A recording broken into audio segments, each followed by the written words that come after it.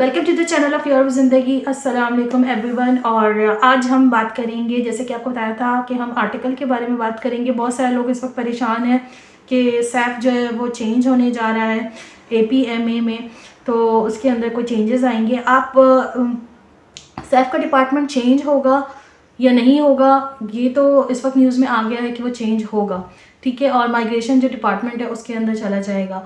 लेकिन इस वीडियो में आपको कंप्लीट डिटेल मिलेगी। आज हम आर्टिकल 88.2 के बारे में बात करेंगे। जो भी लोग इस वक्त डिस्टर्ब्ड हैं कि उनको खुद से प्रोसीजर पता होना चाहिए, और सिंपल वर्ड्स में आपको जो है इस वीडियो में कंप्लीट डिटेल मिलेगी। आर्टिकल 88.2 है क्या, उसके अंदर कौन कौन से डॉक्यूमेंट्स आपके पास कंप्लीट होने चाहिए, चाहे आपको बायोमेट्रिक के लिए अभी बुलाया जाएगा या फिर आपको जो है वो आप इस वक्त पुर्तगाल आने का डिसाइड कर रहे हैं, तो आपको कौन से लॉ में आप आते हैं और आपको क्या डिटेल्स आपके पास होनी चाहिए, ठीक है। तो ये सारी मैंने नोट डाउन कर ली है और आपको जो है वो 1 बाय 1 ईजी वर्डिंग्स में क्लियर बताऊंगी, सो दैट जो भी लोग हैं वो किसी एजेंट के पास जाने के अलावा खुद भी अपना काम कर सकते हैं, ठीक है। तो अगर आपके पास इस वक्त भी बायोमेट्रिक के लिए आपको बुलाया जाता है, अगर 2021 और 22 के जिस तरह से लोग हैं और वो डिस्टर्ब्ड हैं कि शायद उनको फ़ौरन बुला लिया जाए TRC कार्ड के प्रोसेस के लिए, तो ये गुड न्यूज़ भी है और इस वक्त हमारे लिए क्यूरियोसिटी वाली न्यूज़ भी है कि ऐसा होगा या नहीं होगा। तो जो भी लोग हैं उनके लिए क्या डॉक्यूमेंट्स रेडी होने चाहिए, ठीक है। तो आर्टिकल 88 है क्या, आर्टिकल 88 है कि आप इमिग्रेशन के लिए जब अप्लाई करते हैं तो उसके अंदर 2 पैराग्राफ्स होते हैं आपके लॉ के अंदर कि क्या आपके पास TRC कार्ड है और नहीं है। अगर आपके पास वैलिड रेजिडेंस है, मतलब आप एंटर होके आए हैं पुर्तगाल और आप यहाँ पे वैलिड रह रहे हैं, तो जॉब कर रहे हैं, वो पैराग्राफ 1 है। और हम जिस आर्टिकल की बात करेंगे जिसमें आपने अपनी फाइल लॉक की है वो है आर्टिकल 88.2।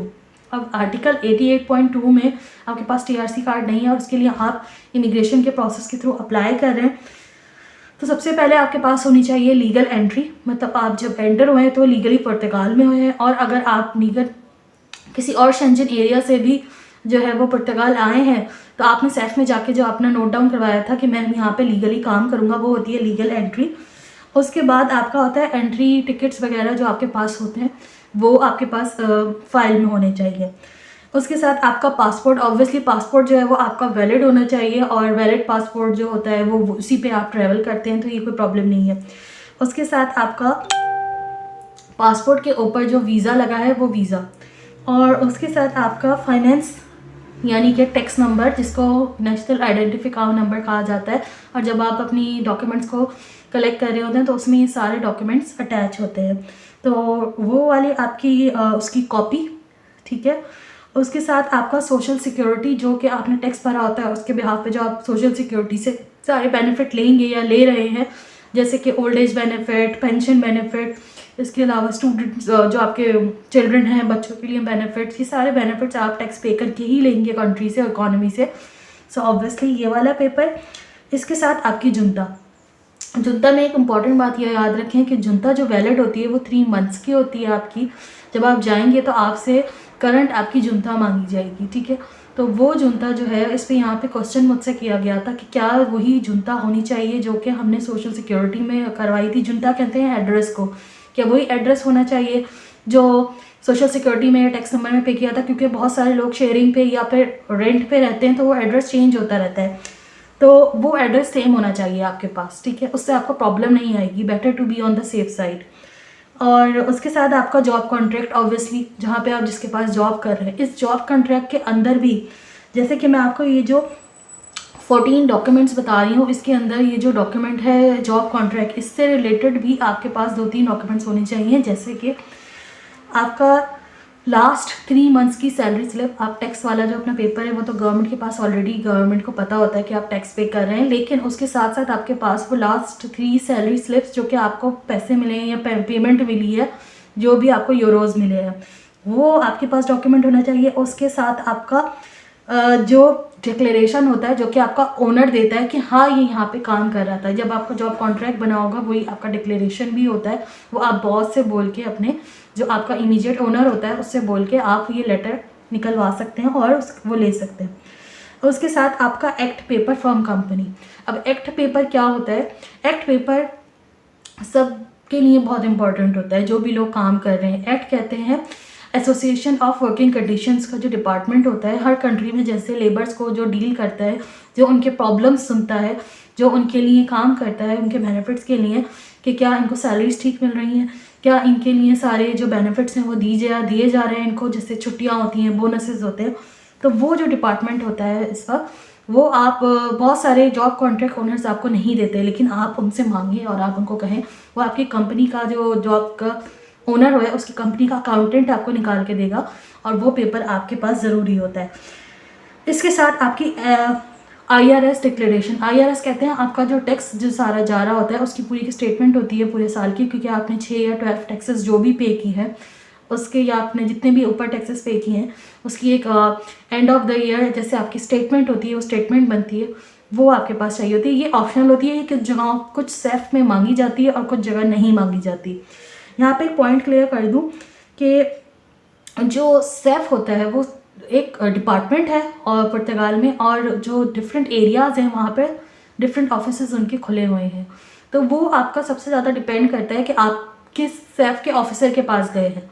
अगर वो आपको, कुछ लोग बाय लक अच्छे मिल जाते हैं तो वो आपका जो है वो, अगर कोई पेपर आगे पीछे भी होता है तो या आपको टाइम दे देते हैं या फिर आपके पास जो है वो अवेलेबिलिटी कर देते हैं कि ठीक है आप इसको पूरा कर लीजिएगा। और कुछ जो होते हैं वो रूड भी होते हैं, और फ्रेंकली स्पीकिंग क्योंकि सब ही एक्सपीरियंस कर चुके हैं, स्पेशली एशियंस, ये सब चीज़ें पुर्तगाल में। अच्छा, जो पुर्तगाल का जो इमिग्रेशन सिस्टम है वो बिल्कुल स्मूथ और स्ट्रेट है, अगर आपके पेपर्स पूरे हैं तो कोई प्रॉब्लम नहीं आएगी।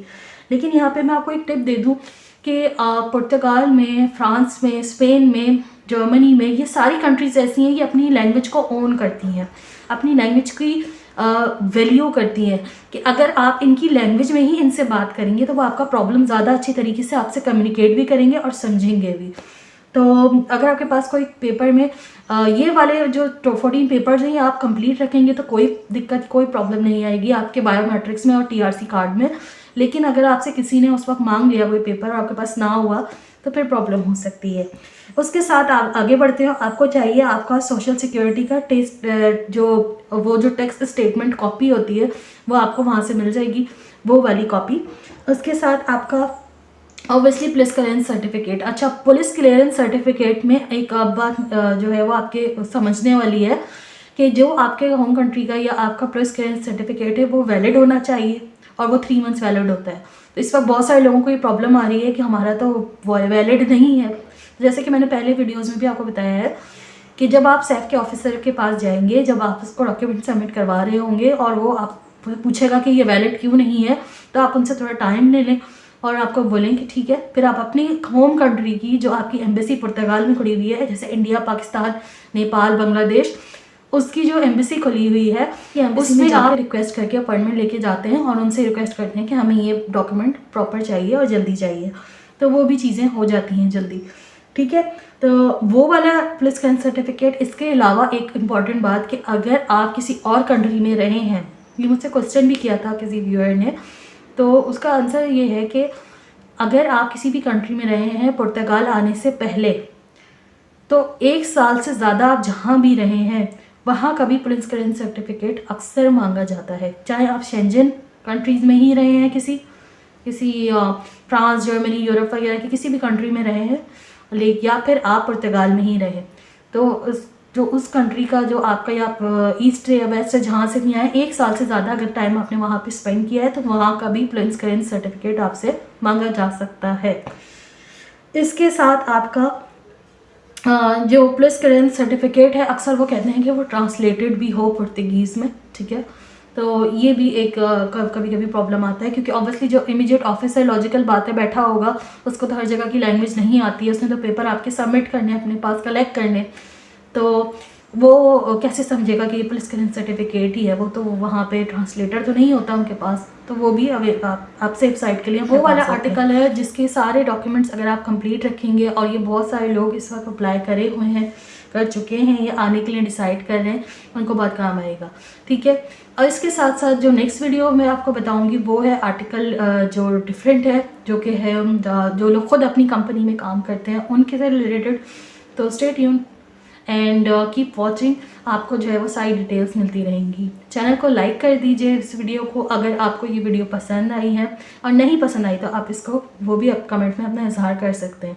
कोई नई वीडियो अगर आप चाहते हैं कि आपके लिए बनाई जाए तो वो भी आप बता सकते हैं। मिलते हैं नेक्स्ट वीडियो में। टेक केयर, अल्लाह हाफिज़।